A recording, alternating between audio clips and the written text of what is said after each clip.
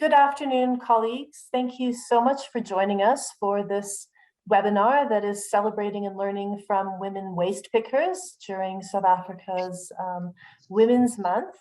And we are very excited to have you and to have the speakers who will be sharing their experiences with you in a few moments. I want to introduce myself. My name is Dr. Melanie Sampson. I'm a human geographer at Wits University in Johannesburg. And I have the pleasure of hosting this webinar because it's part of a broader project that I am collaborating on with UNIDO and CSIR. The project is called Support for Transitioning from Conventional Plastics to More Environmentally Sustainable Alternatives. And as one component of that project, my team and I are running an initiative to build capacity, provide education and training to support waste picker integration in South Africa. And that means we're providing that support not just to waste pickers, but also to municipal officials, government officials, people in industry. It's an exciting project. It's funded by the government of Japan. So we are very grateful to the government of Japan for supporting our program. And for the webinar series and for a number of the activities, we are partnering with SALGA, which is the South African Local Government Association, which we are very thankful for, and which means that our education and capacity building activities will be shared with municipalities across South Africa.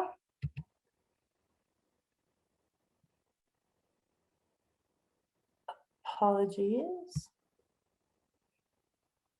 In terms of our agenda for today, we are going to start with a greeting from Paula Villagazi from SALGA. He is the waste management specialist at SALGA. After Paula, we will have Paula Villagazi. She's a street reclaimer. She's a member of the African Reclaimers Organization, and she is a member of their organizing committee. And we will then hear from Madi Kwena, who is a cooperative member. I think she was previously a landfill waste picker. She's the provincial coordinator and communications person for the South African Waste Pickers Association. And finally, we will hear from Dr. Sonia Maria Diaz, who is the waste sector specialist for the international NGO Women in Informal Employment, Globalizing and Organizing. And we are especially happy to have her with us today. She has been leading a really, really inspiring gender and waste picker program in Brazil, and she will be sharing that with us. So at this point, if I can just ask everyone who's not speaking to turn off your videos and your microphones. And Bala, I will hand over to you for a greeting. Thank you, Dr. Sampson, and good afternoon to colleagues. Thanks for the opportunity just to open and welcome colleagues to this webinar. You are mostly welcome, colleagues. Maybe just to Lifa, if you could mute yourself. Chair, maybe just to indicate to colleagues that, and as a bit and short background to the role of waste pickers from our perspective, I think colleagues will be aware that a number of people in our country, they are making living from collecting and sorting and selling of recyclable material. And in the process, there are associated benefits, and from municipal side, the reduction of the volume that goes through to the landfill side, and the reduction of cost that would have been incurred if those diverted volume or tonnages of waste had gone to the municipal systems. I think that's one thing that we should appreciate the work of waste pickers. And obviously I would our colleagues from the industry would also know the portion of the raw material that comes from the industry, I mean, from the waste pickers. I think that's one thing that we really need to appreciate the work that waste pickers are doing in the space. And I think it just reminded me in a short minute, Melanie, that when during the level 5 restriction due to COVID, I was sitting at net joints where government is planning the response to COVID. As the relaxation of levels were taking place, I could still remember that industry or the processing plant were opened to do the business, but later it was realized that there is a need for waste pickers to also be allowed to work, because the portion of raw material that comes from the waste pickers, or that work of waste pickers that will be needed in the manufacturing process. So that just signal and give an indication of the importance of waste pickers. So I think from my side, colleagues, is just to say, we are in support of the work on integrating waste pickers and recognizing the role that waste pickers are playing. And also to my colleagues in municipalities, there are quite a number of things that waste picker we need from waste pickers. So in the need of those activities, colleagues, we need to recognize that the waste pickers are so important. Then just hold on, colleagues. Sorry. When you are working from home, it's you have interruption from time to time.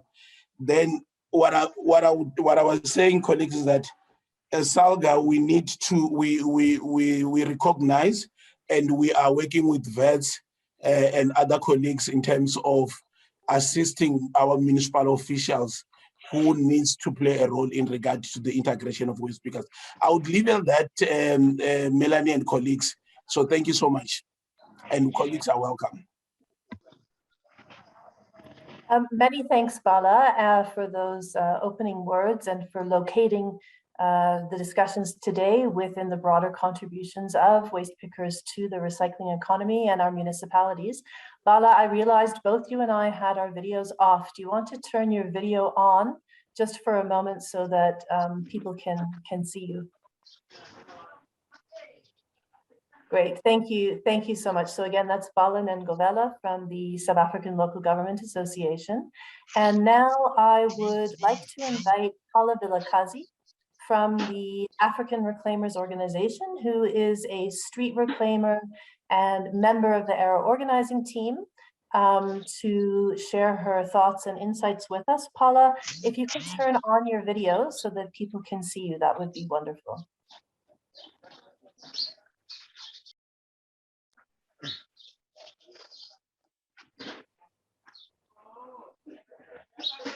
Great, so thank you very much. And Paula, we're looking forward to your comments.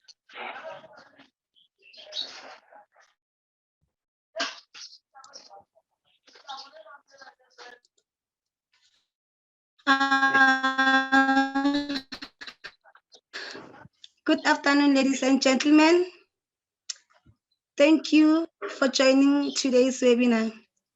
My name is Paula Villagazi, and I'm working on the streets. I'm also a member of organizing team, and I am the admin. I keep records, data. I deal with the spreadsheet, organizing reclaimers, food distributions. Basically, I administrate everything that's got to do with anything that's got to do with ERA. I am also part of Unilever project. I'm working at the scale and take down the data of the unseparated materials that's being weighed by the reclaimers.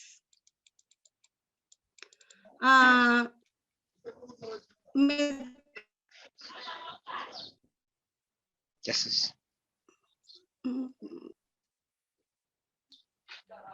Okay. I have been working as a reclaimer for the past 3 years now. Before I was introduced to the recycling industry, I was employed at Pick n Pay, and I was unfortunately retrenched in 2018. Being a woman in the recycling industry, it's not easy. The sorting and collection of waste is a risky business that threatens our well-being daily. We do this because we must feed our families. Lack of job opportunities of young people like myself has forced us to look for alternatives, ways to make money for food. We are faced with many challenges as women in the recycling industry. Our biggest challenge that we're facing right now is safety.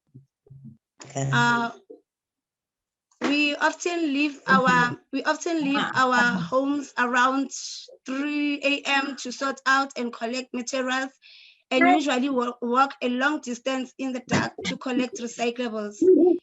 As a result of working at the awkward hours, some women have been raped and mugged.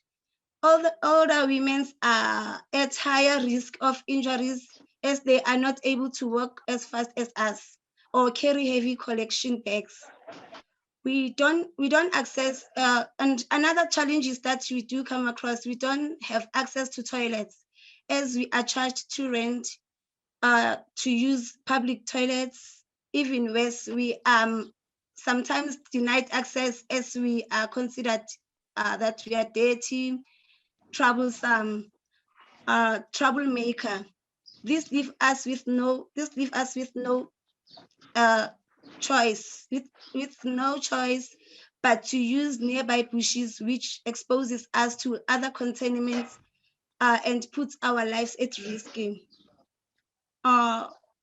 We usually wear reflectors jackets to avoid being hit by cars, and we always walk in the group walk in the group to avoid being raped.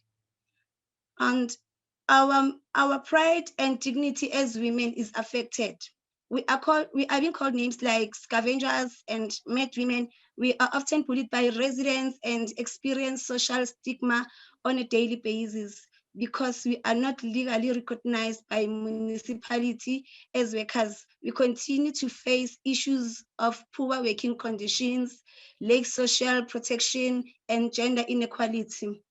We even get bullied by male reclaimers who take over streets and bins which have allocated to us as waste collectors. As a woman in the recycling industry, we have tried to come together to address our challenges with government and municipalities, but our request has fallen into deaf ears. Our basic needs, such as PPEs to protect ourselves from contaminated materials, it's not met, nor are we paid for the work we do. We are thankful for the continuous support we've been received from the government of Japan. Thank you for the recognizing our role in the recycling value chain. Our wish is to be included in South African solid waste management and be recognized for the role that we play as women reclaimers in environmental sustainability and reducing the amount of waste waste going to the landfill sites. Thank you. Thank you so much, Paula, for your input. And I think we now have a very clear picture of the real challenges that women reclaimers are facing in your daily work and your daily lives, and some of the ideas of how we can address these. And I also want to thank you and Madi, our next speaker, for taking the time off away from your work to participate in this webinar and to share your knowledge with us. So we're greatly appreciative of you doing so. For those of you who have joined us a little bit late, A few points. One is if you can please keep your camera off if you are not speaking, and your microphone off as well. You will notice that there are many Melanie Sampsons in the participant list, and that's because I had shared my link with other people. So if you want and you are listed as a Melanie Sampson, please try to go and change your name so that we can see you. You do that by going to participants and the three dots.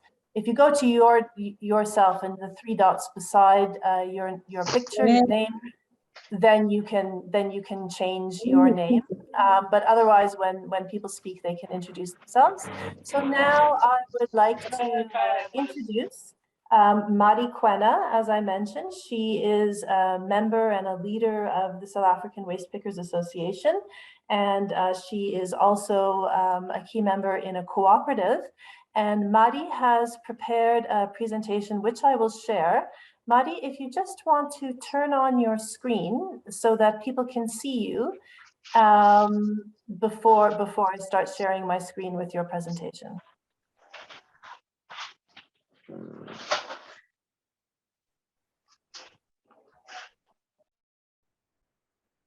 Mari, is it possible for you to turn on your video? Yes, Melanie, I'm trying to do this. I don't know why it can't be turned on because I'll open the video now. Okay. And the camera is off.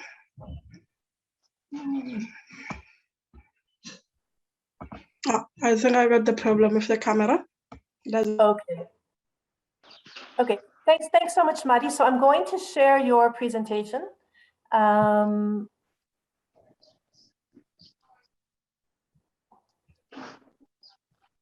you can just tell me when you want me to change the slide.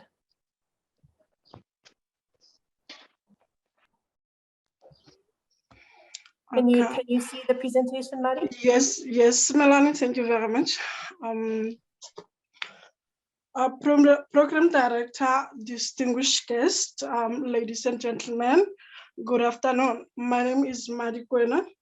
I'm a waste picker. I'm a provincial coordinator and communication person for SAUPA, based in Western Cape. I started waste picking in 2013. It was after the organization that I was working for, it was phased out and closed. And then we were retrenched as the workers. From the organization, that's where I learned about the environmental justice issues. Then I grew the passion for recycling. After the retrenchment, that's where I decided to start the waste picking.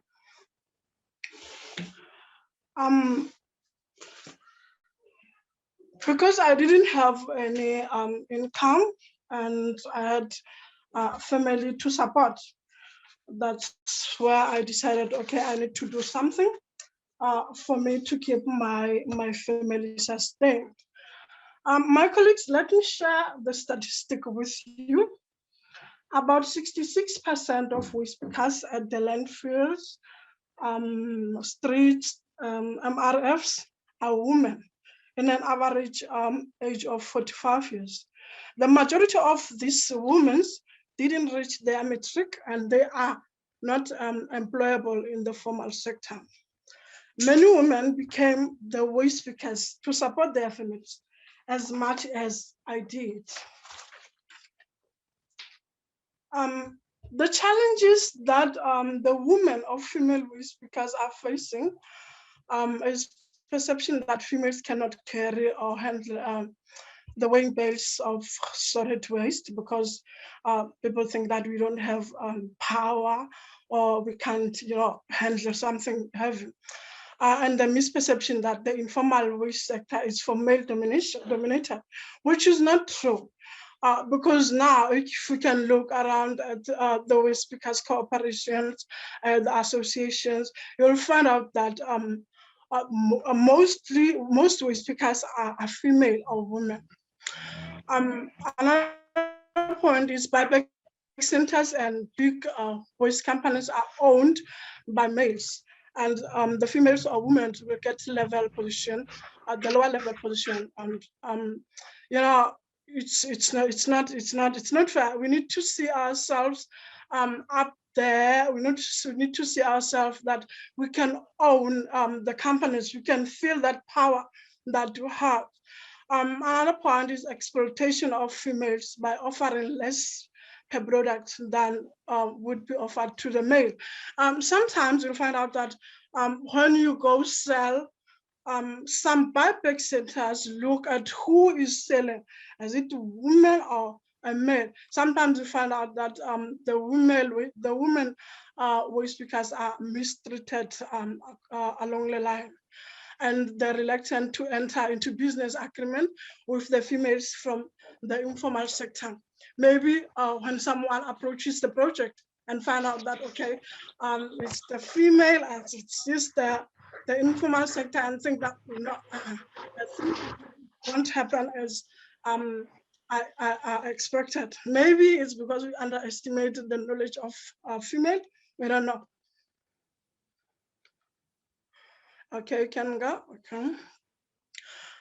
The ways that or how the challenge is being addressed by the affected women as smarter ways, and it means we need to have the ways to make sure that we can move or transport our work without lifting up the heavy things. Maybe using the self-made trolleys to make the work easy for us, so that we don't lift up anything that will end up injure us. Majority of waste speakers, 66%, are females who are determined to become independent by providing for their families, as the males are often absent. As we know that mostly the women are single parents raising their children, supporting their families without the males. They make sure that all the kids or the whole family benefit and have, the life that is better, that everyone can or everyone deserves. Many women have been acknowledged to be successful owners.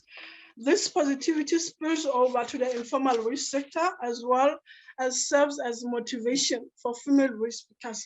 There are Abomama Sarah Collins, who are up there, who owned the business. Those people motivated us that it's not about the gender, it's not about the race, and not about the color or height, but it's about you as a woman telling yourself that I want to reach that position, I want to achieve my objectives. It's not about the rules that we will set up for you as a woman, but if you feel that the destination that I'm going to, I can reach it up, because there are those women up there who paved the way, who showed that it is possible for women to be under control, to have businesses, to be up there and rule. Those are females, those women motivated us in the informal sector as women voice speakers. Dedication and hard work are the drivers for females to perform, as they are the core of their families. You can imagine a house without a woman inside, or without mother. It's sometimes disorganized, but the woman makes sure that the house stands still. The house is standing. She is a pillar. She is a core of that house. Now, with us in voice speaking, with us as a woman voice speakers, we want to make sure that the sector stands firm, the sector stands still, and we know that our footprints are shown out there to people, that we are the women voice speakers, but we can stand still and firm for ourselves.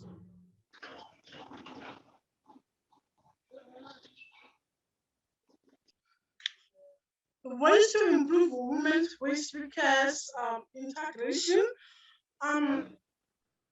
recognition that women to be as good business owners as their partners, as the men. Women need to be recognized that they can work hard as men does. It's not like the recognition can be given according to the gender. The gender equality must consider that even women can do as much as men can do. Acknowledge the role that women play in not only the work sector, but in the overall economy of the country. Meaning that even us as the women of West, because we do have the contribution in the economy of the country, not only on the waste sector, but all overall economy of the country. Recognize the role of waste pickers in the waste value chain. We are not hobos or homeless people. We are normal people. I want to repeat this again. Recognize the role of waste pickers in the value chain. We are not hobos or homeless people. We are normal people. You know, sometimes working in the waste sector might make people think that we are not normal. But working in the waste sector doesn't change us to be homeless, but it changes us to be the entrepreneurs. It changes us to be people who can work for the country, who can boost the economy of the country. It doesn't change us to be the hobos, but it changes us to know that our country can stay clean with the environment that is clean and safe to everyone, not the environment that stays throwaway society. But we need to know that we are there to make sure that people are not the throwaway society. They need to know that there is separation at source, there is a recycling for everyone, not only for waste pickers, but for everyone who is staying on this environment. Create equal opportunities for all. We need to get equal opportunities. Either we are at the rural or at the urban area, but we need to get the equal opportunities at the waste sector. We need to know that we are all supported. We're not supported because we are staying at the advanced area, or we are supported because we are staying at the disadvantaged area, but all women need equal opportunities.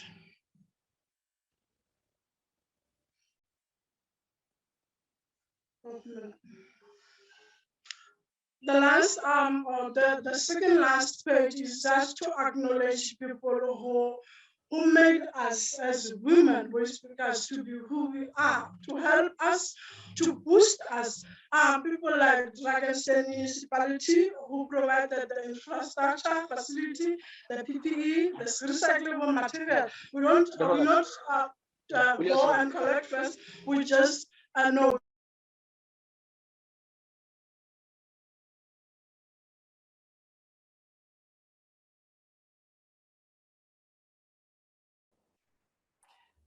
Maddie, we can't hear you, and there's someone else who has their microphone on. If they could turn it off, and Maddie, can you try again so we can see if we can hear you? Okay, Melanie. I thought I was kind of. Thank you very much. I was just saying the acknowledgement is for Dragonstein Municipality, for UNIDO and people of Japan, who provided the PPA to us. You know, today we know, even if we're working in the community around the contaminated materials, but we still know that we are safe.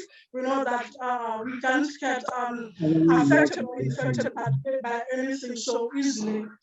To Groundworks and Sauber, we want to say thank you, because we didn't have the information that for us to make our better ways of working, we can make the cooperatives, we can work together without working in silos, because working in silos or working in individuals make it hard for each and everyone.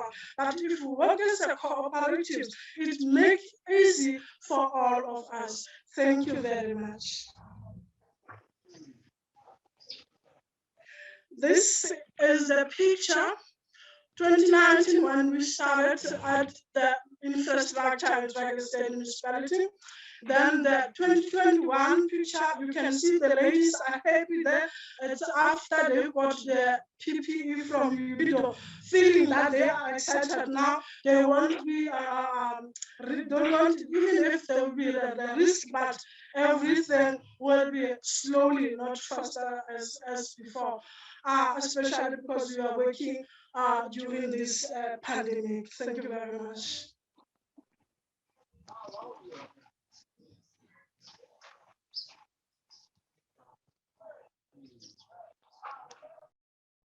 Many thanks, Mari, for your presentation and particularly for the recommendations that you've made. I'm sure all of the municipal representatives here have been busy taking notes on those and that we'll return to them in our Q&A. And I want to say that, you know, both Paula and Mari have really outlined the challenges and the difficult circumstances of women waste pickers and reclaimers, but also the ways in which they are organizing, working collectively to try to address these. And both Mari and Paula are involved in pilot integration projects. Mari, I think, has spoken a bit about the programs in Drachenstein, and also she herself is part of a cooperative. And Paula has been part of a pilot project in Johannesburg being conducted in partnership with WITS and Unilever and Arrow, where we are focusing on integrating reclaimers and paying them for the service that they are providing. And I'm sure we can come back to these during our question period. We are now moving on to our last presentation by Dr. Sonia Maria Diaz from Brazil. She is the waste sector specialist for the international non-governmental organization, Women in Informal Employment, Globalizing and Organizing. Sonia has been working with catadores, as they are called in Brazil, I think for more than 30 years now, and she has worked as a municipal waste management official, their resident sociologist, to engage reclaimers and make them part of the system in her town of Belo Horizonte. She's also really recognized as a global integration expert. And the reason we're particularly excited to have her with us today is so that she can share the work that she's been doing on gender and integrated waste management. And the last thing I'd like to note about Dr. Sonia Diaz is that she's been a great friend to waste pickers, reclaimers, officials, academics, everyone in South Africa for many years. I think maybe it was 10 years ago that she came for the first time to provide us with input and guidance on how we can approach waste picker integration. And so I also really want to thank Sonia for the contributions that she has made to this, including the contributions that she made when we in South Africa were developing the Waste Picker Integration Guideline for South Africa, which was published by DEF, the Department of Forestry, Fisheries and the Environment, and the Department of Science and Innovation, and which we are now working to implement. And it's really important to us that we ensure we are addressing gender as we do so. So with that, Sonia, I will hand over to you, and then we will take questions for all three of the speakers at the end of Dr. Diaz's presentation. Thank you. Thank you so much, Melanie. I'm so happy to be here. You know how I feel about South Africa. I hold a very, very special place, you know, for South Africa in my heart. And yeah, I was trying to work out how many years I've been going to South Africa and having the wonderful opportunity to learn from and share, you know, our experience from Brazil. And it's really hard to speak after such wonderful speakers, both Paula and Mariquena. They nailed it, you know. So I'll try to, you know, do justice to the powerful presentations that preceded me.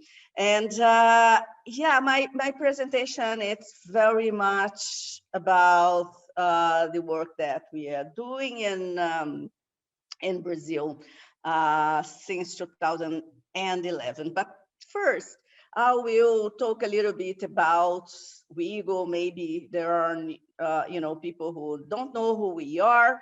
And so I will try to make the case why we should engender waste and what have been, the key challenges of Brazilian women reclaimers that made us design an intervention on waste and gender, and also talk a little bit about the project itself and how popular recycling and gender in our understanding needs to go together, and perhaps distill a bit of some learnings and recommendations. And I will convey a message from Madalena Duarte, who is one of the main leaders from the national movement of reclaimers in Brazil, and also a Latin American leader. And due to language issues, she's not here, but I'm conveying a message that she asked me to translate. Yes, so a little bit about who we are. We are a global action research and policy network that seeks to improve the status of the working poor, especially women in the informal economy. And we work with street vendors, waste reclaimers, home-based workers and domestic workers. And we are a network of networks which connects membership-based organizations of the informal economy, both locally, regionally, nationally, and globally. And our work is related to producing doing documentation, research, statistics, advocacy on social policies, and many other issues that affect the informal workers. So a little bit about why it's important to address the issue of gender within the sector. We, with Paula and Mariquena both, made the case showing us the many constraints that women face, which are related to gender inequalities within the sector and in society at large. And we all know that waste reclaimers, they come from oppressed and marginalized groups facing issues related to race, inequality, religion, nationality, and many other aspects. And women waste reclaimers, they face then challenges that that are intersectional, and they are affected in so many ways, and they may encounter some forms of oppression and exploitation, which are very much context-based. So it will depend from country to country, sometimes from city to city. And the work of experts like Dr. Sampson in South Africa, and the words that we heard from Paula and Mariquena showed us how women in South Africa needs to factor in, violence, the high levels of street crime and gender-based violence, which affects their ability to carry out their daily work, which affects the routes that they may take in doing their work, which sometimes makes them have to ask a male partner of male friend to work alongside them so that they can feel more protected. And we know that there are many issues regarding transportation of heavy loads of recyclables to sorting centers, which may affect women's earnings because they may be forced to collect lighter materials, which doesn't get the same, a higher price in the market. So there are many vulnerabilities that women reclaimers face, which makes the case for a gender-based approach to solid waste. We are aware of exposure to OHS risks, which are based on, which are different from women. And waste has been an invisible gender in waste has been an invisible kind of theme. Even gender in solid waste in general. USA study carried out many years ago highlighted how gender issues are absent in the industry as a whole. And this is more so in the case of waste reclaiming. And from my own experience, as Melanie said, I've been working in the field of solid waste for more than 30 years, which speaks a little bit about my age, which is kind of embarrassing, but yeah, it's more than 35 years actually. But my experience has shown how issues regarding women empowerment. I'm sorry, I had a problem here with my computer. Hold on a minute. Okay. We know that women issues have been overshadowed by the struggles around access to waste. And even NGOs, supporting NGOs that work with reclaimers may not take into consideration gender issues. And we know that within, for those countries where reclaimers have been able to organize themselves, that within the hierarchy of their national movements, waste, gender issues may not be, something that has been taken into consideration. So all of that makes the case for solid waste systems, for the need to solid waste systems to address gender vulnerabilities. There is someone talking, if I'm not, there is a background noise. If people could try to close their mics. So all of these that I reported here, it's fun. We find these kind of issues in South Africa and in many countries.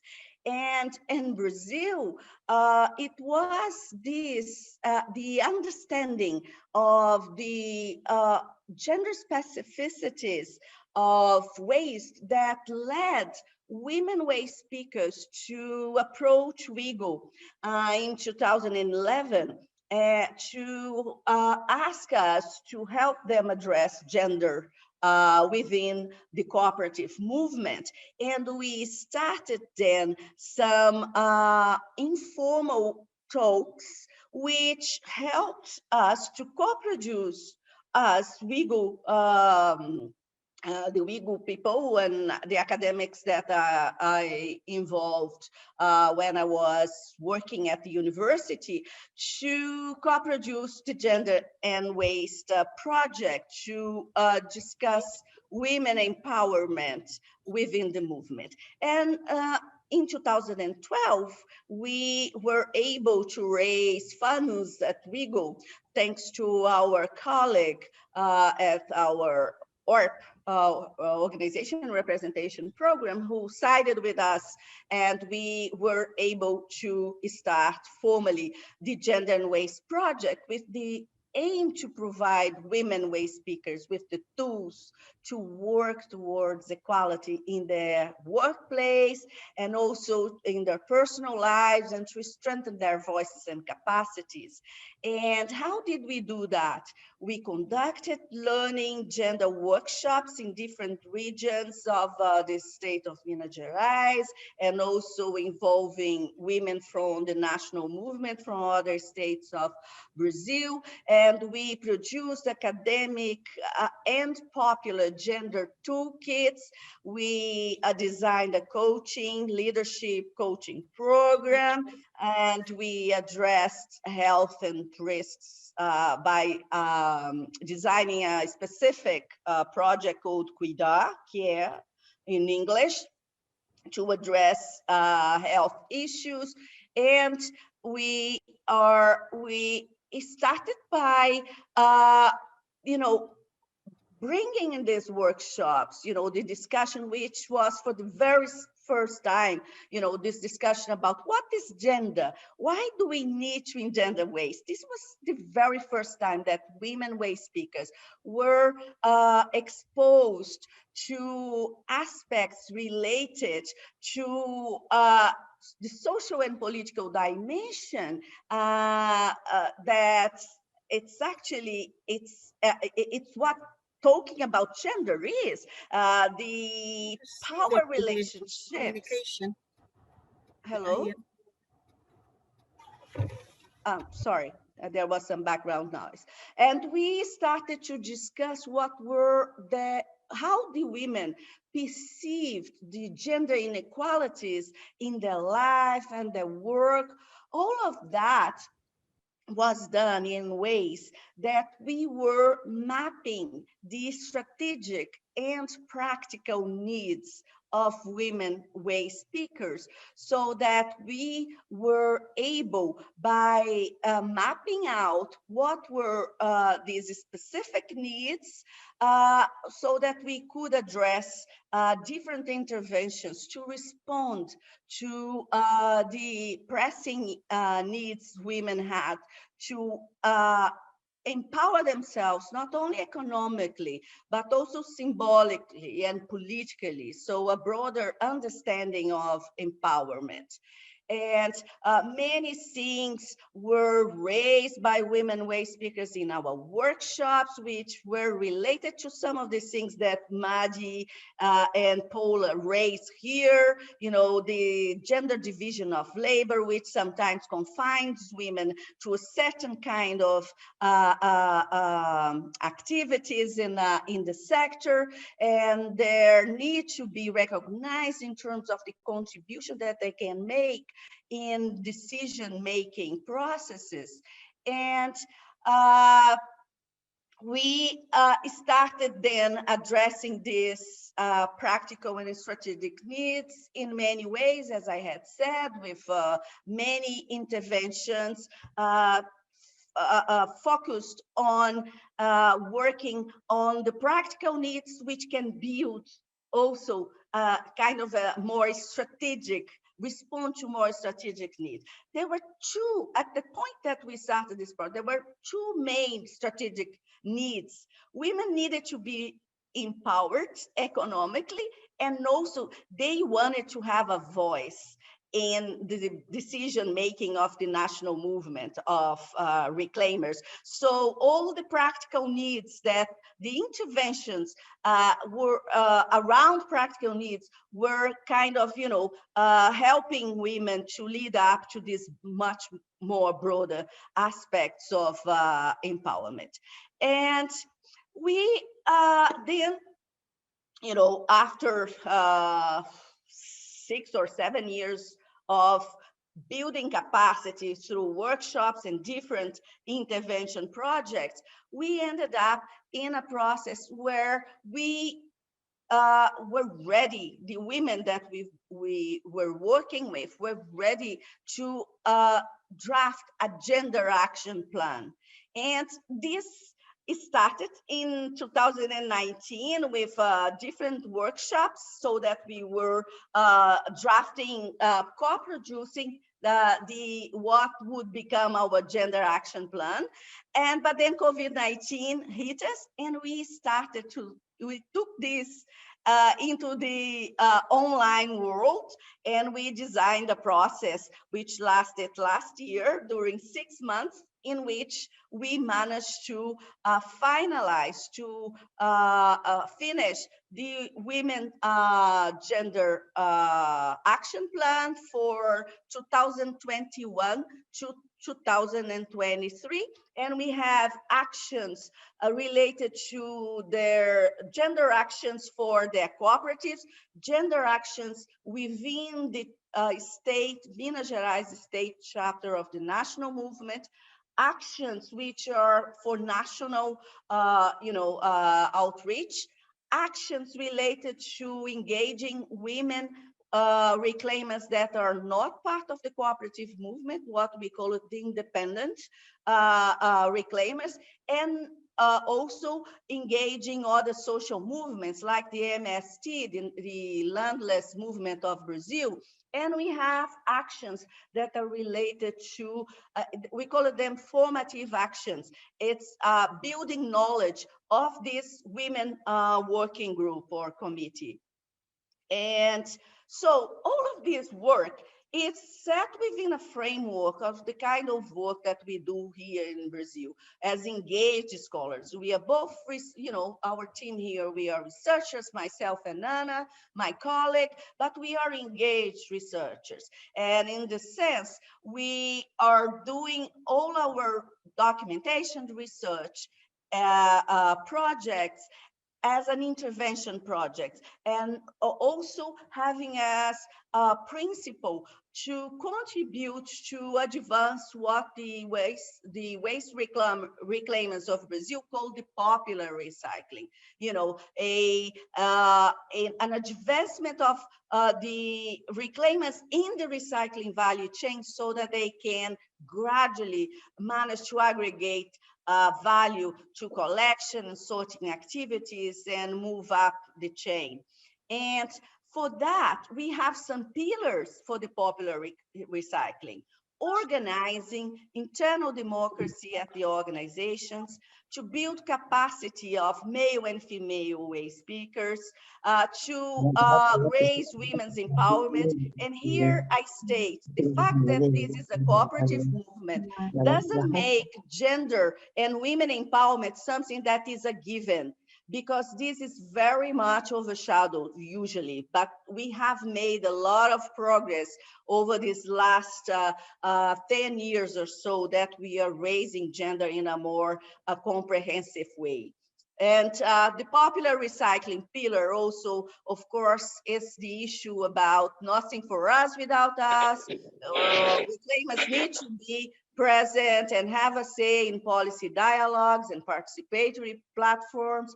And also as part of our pillar in the popular recycling is this need to build alliances, to strengthen self-management, and to struggle for payment of reclaimers as provider of public services to cities, and also payment by the industry because they provide a service in the value chain. So coming to the end of my presentation, just a few learnings that I would like to share. I think it's important to, if we want to address women's empowerment in integrated solid waste systems, we need to start by assessing what are the gender needs, what are the barriers, and what are the strategic and practical needs of women. We need to build capacity in terms of helping women to acquire the management skills that are necessary to manage their businesses. We need to raise their capacity in terms of communication skills, computing skills, literacy. We may need to start at first as women-only discussion space and gradually move on to mixed group discussions. We need to help women to be the leaders who can improve internal management of organizations and the commitment to democratic values.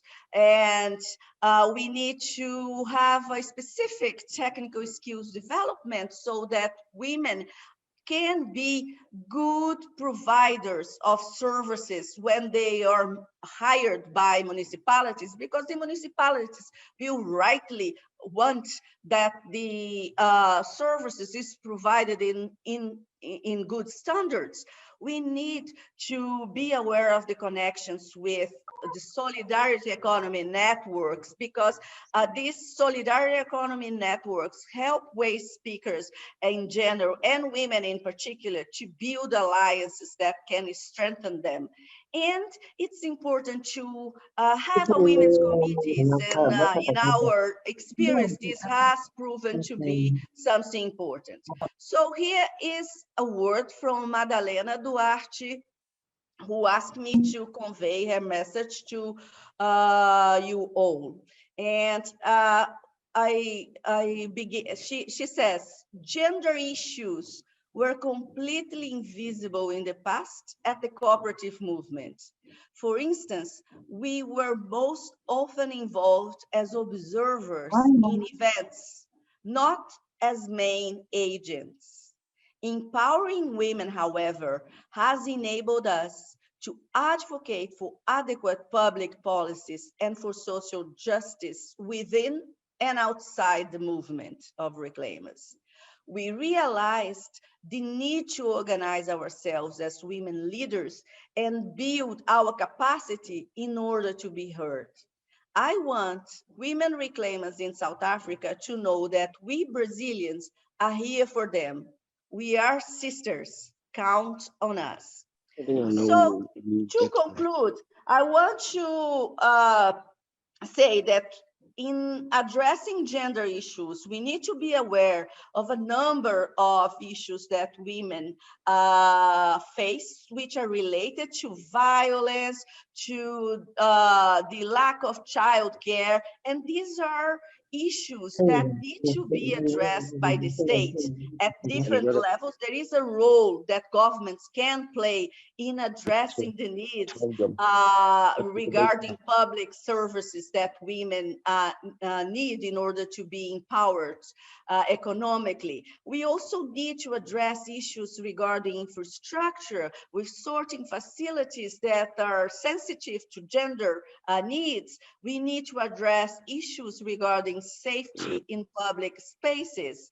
And we need to understand that the support of both men and women reclaimers and their membership-based organizations to face threats in the occupation as a whole is extremely relevant, but we need to factor in gender issues, and we need to deepen our understanding on how women not only are affected by gender discrimination, but how they can also confront it within the occupation as a whole and confront gender discrimination in their representative organizations.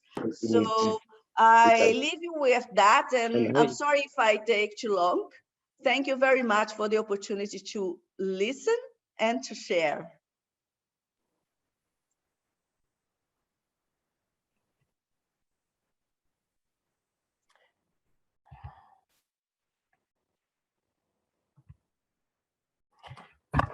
Many, many, many thanks, Sonia. As always, you've provided us with a wealth of information and ideas, and it's always inspiring to hear what you and your colleagues and comrades are doing in Brazil, because it generates so many ideas for us. And we're very fortunate that in a strange way, we're too late in starting integration, but we're fortunate that we have you and Brazil and organizations and waste pickers and specialists in India and other places that we can learn from. And I truly hope that pandemic conditions will change and you will be able to visit South Africa again to run workshops for us in person, as they're always so enlightening and productive. And I just want to note how important it is that Sonia is highlighting not just the need to address gender issues, but this differentiation she's making between what are called practical gender needs and issues and strategic gender needs and issues. And because she didn't explain it, I just want to note, practical gender issues and needs are those that are related to our needs in the current unequal, inequitable, patriarchal society. Because this is what we're living in. So right now, if women are primarily responsible for childcare, then we have to address childcare as a gender issue. But the strategic gender needs and issues are those that are ones that involve creating change in the system so that, for example, childcare is equitably shared by men and women. And so how do we get rid of or transform the overall structures in society that are discriminating against and oppressing and exploiting women? So I think that's something really important for us to keep in mind. I also really loved the idea of the gender action plan.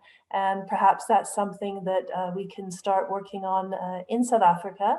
So with that, I would like to really thank Paula for opening and all of our three speakers, Paula, Mari, and Sonia. And now we have, I think, just about half an hour for questions and engagement. So what I'd like to do is to ask Sonia, Mari, if she's able, and Paula to turn on your videos. And then we can open to the floor for questions. And please, if we can limit ourselves to questions, we can go to more open discussion if we exhaust our questions for our three remarkable speakers. And I will therefore open for questions. You can raise your hands. You can also put something in the text box. And my colleague, Farrell Adam, is assisting me in finding the questions. So please, please, hands up, and let's take advantage of this opportunity to engage our speakers.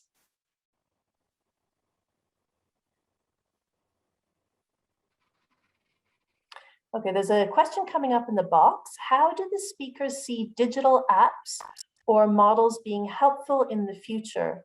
There are some in Brazil I heard of. Example is sort of Uber for waste collection.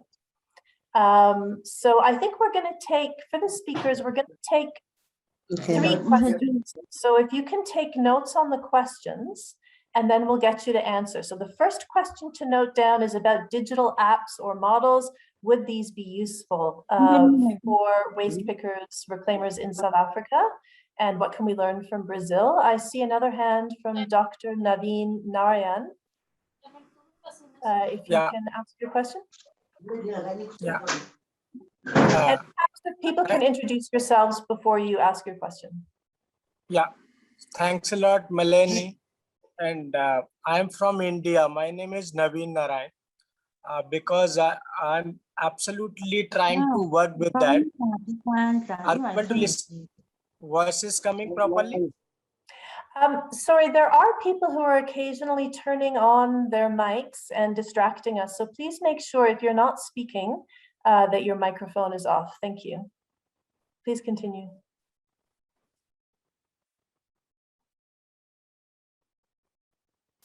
Naveen, can you continue? Yeah. Thank you. So I think, so first of all, my thanks to all the presenters and including Sonia. Sonia very properly, very correctively pointed out many things. So I still pointed out one.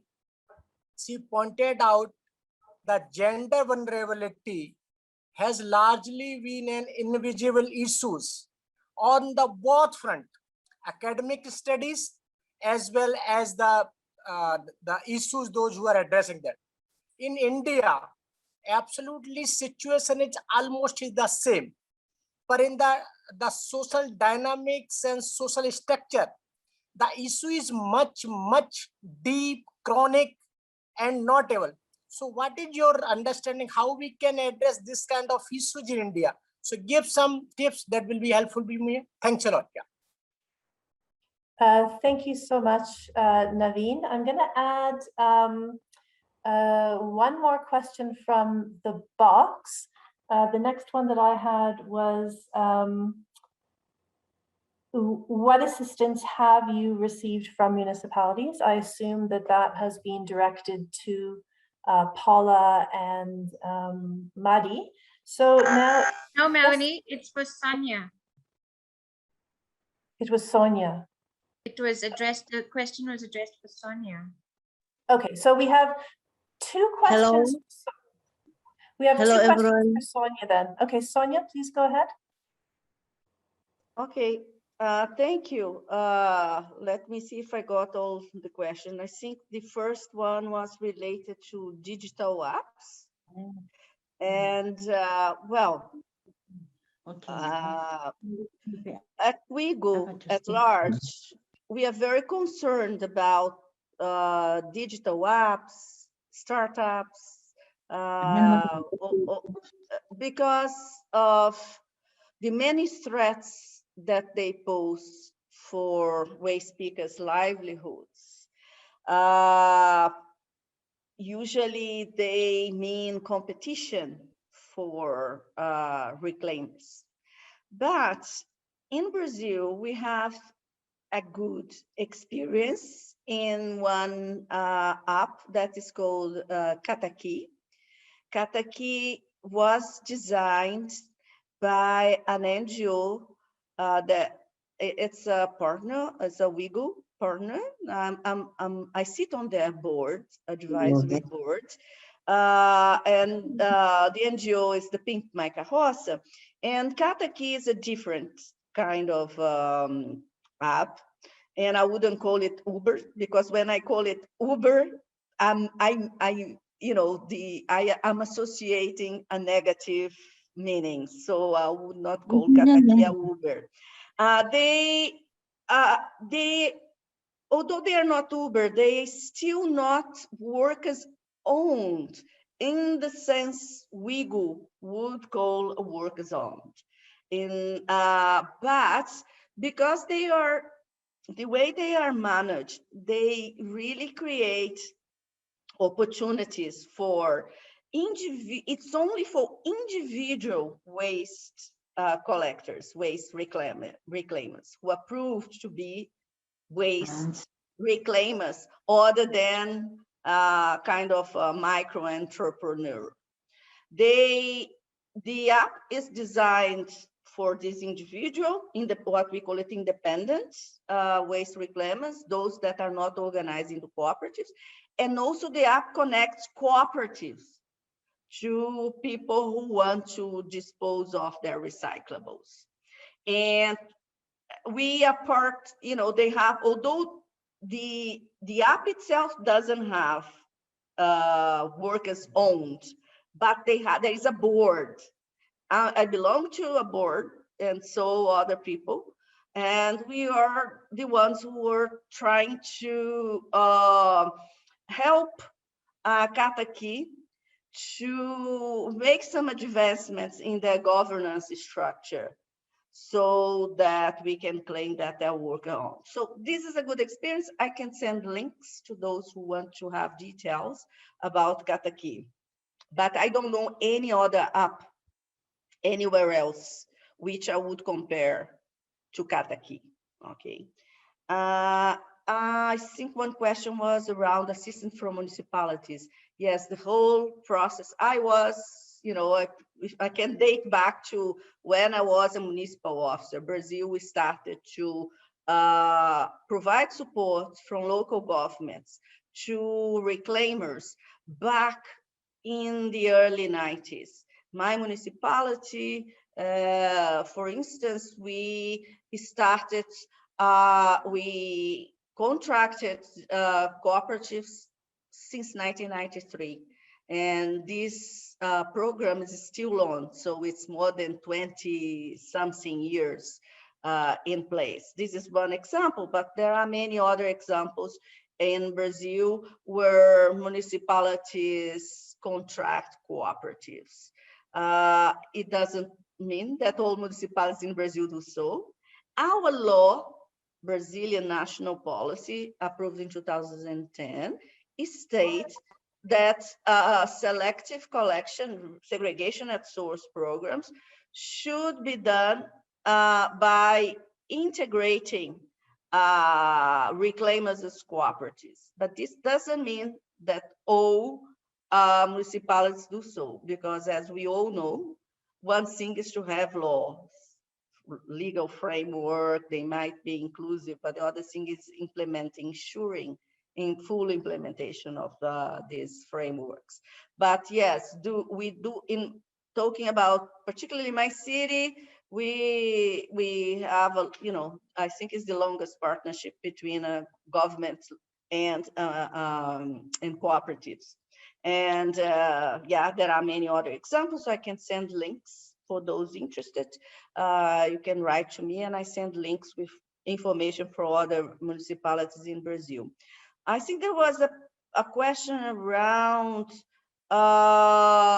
environmental, perhaps, education, outreach, relationship between residents and reclaimers. Coming back again to, example of my city, we have created a Department of Environmental Education and Social Mobilization, in which we, since 1993, we started to raise awareness of Belo Horizonte's citizens around the contribution not only of reclaimers, cooperatives, but also formal collectors of household waste, because they are also at the lowest rank in municipal solid waste systems. And there are many programs to educate the population about the importance of contributing to segregation at source done in partnership with reclaimers. There are cities like in Itaúna, where Madalena Duarte, the leader that sent you guys a message, where their contract, there is a particular amount of financial support that is provided to the cooperative so that they can perform environmental education activities around segregation. And there was a question from someone called Naveen, which the sound was breaking, so I couldn't catch, so I'm sorry. Sonia, can I just interrupt you for a second? Lefa, would you please turn off your microphone? Thank you so much, Lefa. I think maybe Naveen, you can type in the box to clarify the specific question. And before we move to a next round of questions, Firil has made a suggestion that it would be good to get a sense from Paula and Mari on any support that they've received from municipalities around gender issues and what support you would like to receive. So Mari or Paula, I don't know if you'd like to contribute to this.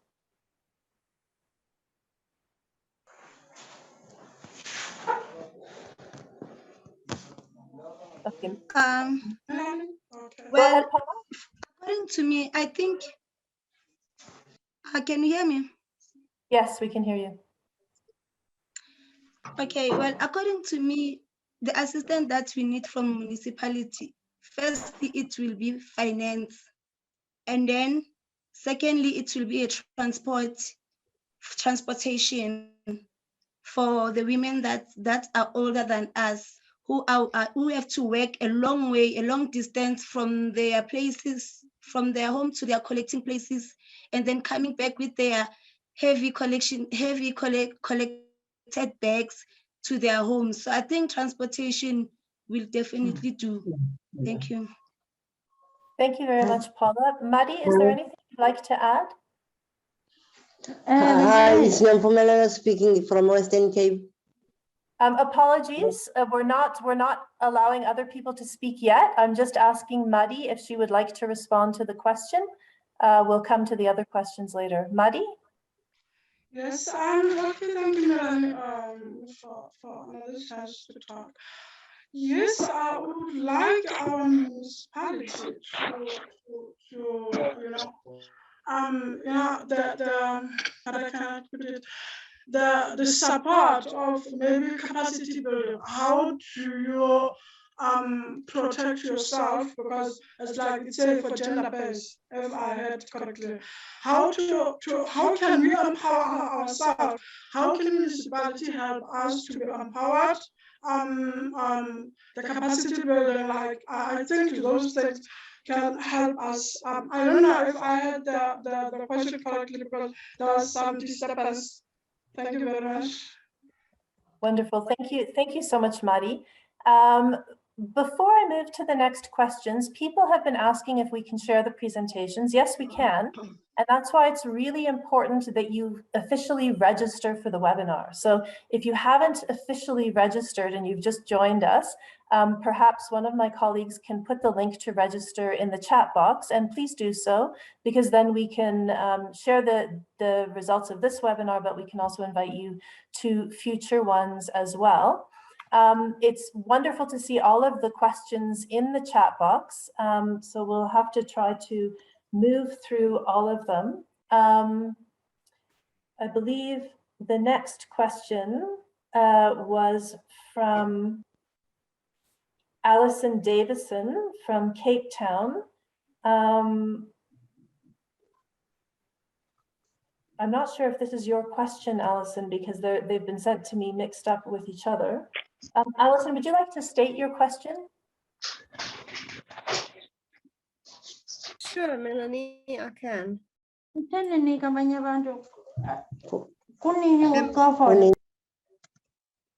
I just had a question for Sonia on your thoughts. I really like the point you make about women organizing themselves as leaders into groups. But in South Africa, we have some evidence that the cooperative model is not so effective in South Africa. So I just wondered what other options you had come across or you could suggest for the women pickers to organize themselves or the municipalities to assist with that. Or maybe if there is a different type of co-op to the ones that we use in South Africa that could maybe work. Just any ideas and insight you have on that. You can see invite.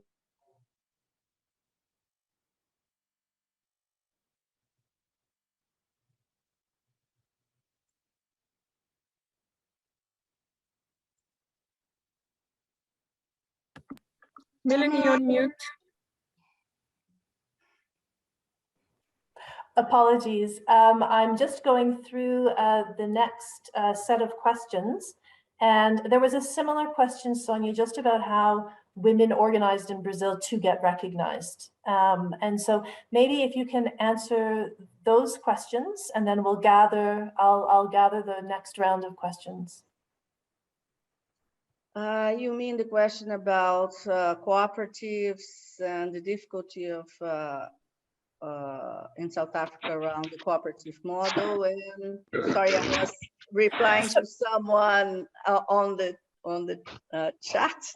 Yes, so I think really the question is, other than cooperatives, which is the model that you've used mainly in Brazil, what are other ways that women reclaimers, waste pickers can be organizing themselves and to get themselves represented and have their issues addressed?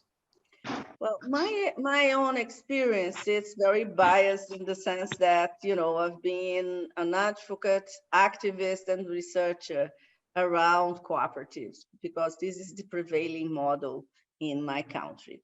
But lately, we have been through the work I'm doing as advisor to the NGO Pink My Carroça, which created the app Kataki that I mentioned earlier. This NGO, their main work is with non-organized reclaimers, those that are not linked to cooperatives. So we have been doing, but then it's a very Brazilian thing. Context, you know, it's so it plays such a decisive role. Because of this work with Pink My Carroça, we are now, we have a WhatsApp, we have a working group for cooperative women leaders. It started as a group for cooperative leaders only.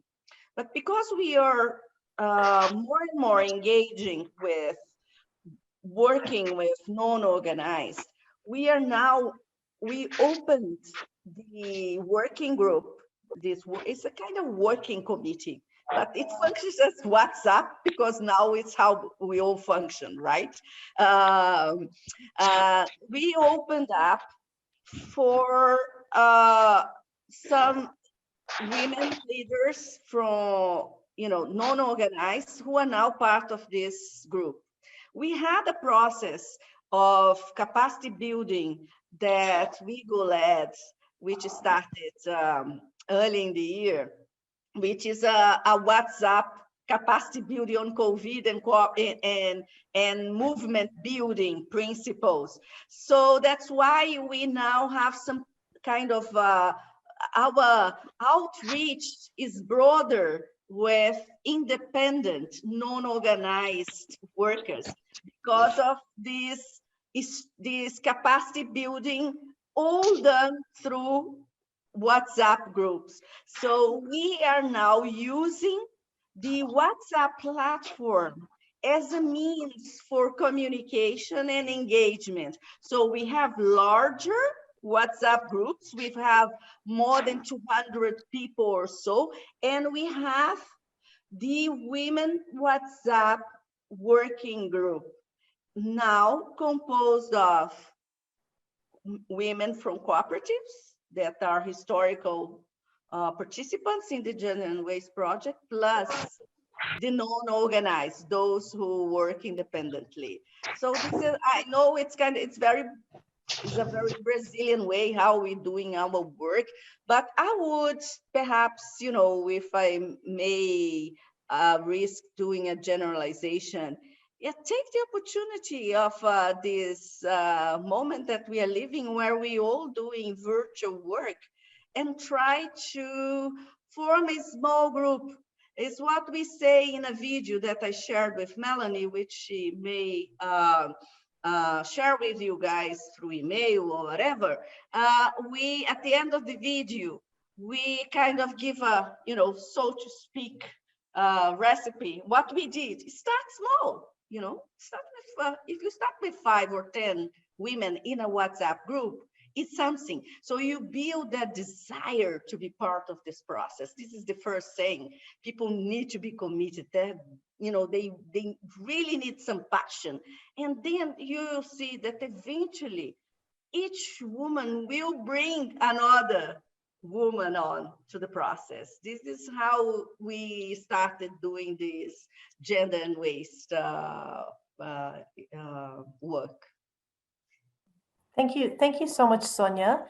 So colleagues, unfortunately, we are out of time. We only have 5 minutes left. There is someone who's had their hand up for quite some time, and I will ask you to ask your question very briefly, and then the panelists to respond very briefly, and then I will close this really wonderful webinar by sharing information on future events that the program will be running. Unfortunately, the person whose hand is up is also named Melanie Sampson because I shared my link. But if you have your hand up, please go ahead and ask your question.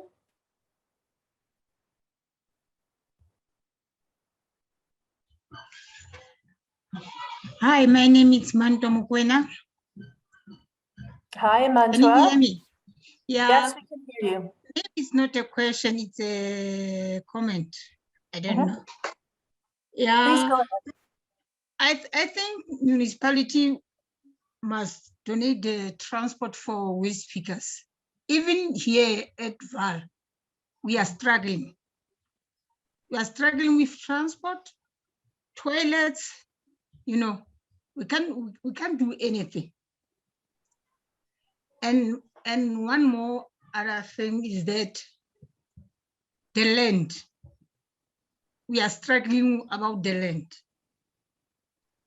It's been 5 years now. I'm working at a depot at Mfuleni. I feel like we are hidden there. Nothing is going on. We are struggling. Thanks. No, thank you so much, Mantwa, for sharing those additional points.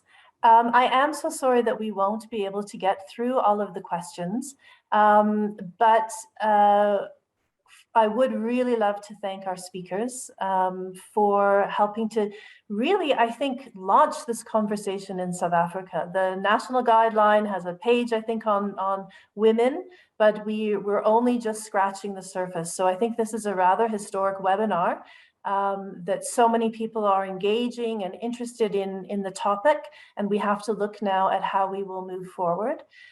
In terms of the project that the webinar series is part of, we will be holding a number of other webinars on different issues related to waste picker integration. Please make sure that you have signed, officially registered. Ferial Adam has shared the registration link so that we can inform you of the future webinars. In addition, we are starting a community of praxis for people who are working on waste picker integration, and we will decide collectively what issues we want to look at. It's clear to me that we need another full session on women waste pickers and integration. And so we will schedule one of these so that it can also be more participatory and we can have everyone engaging in this discussion. With that, I will. Can I just make an announcement very yes, quickly? Sonia. I Yes. shared a link to our video on the Waste and Gender Project. It's a 5 minutes video. It's not the final cut. There will be other versions, but I think it might be useful for you guys, especially for those who are beginning to raise these issues. So send your comments. It's not the final cut. There will be a lot of work on it as well, but I think it might be helpful. No, thank you so much, Sonia. I've seen the video. It really is worth watching. It'll stimulate a lot of ideas. And Sonia has put it in the chat box. We'll share it with those whose email details we have. And thank you so much to all of you who have joined us for this discussion. And we hope that you take up gender issues and the work that you're doing on integration, and that we see you at our future webinars. Have a wonderful afternoon, everybody.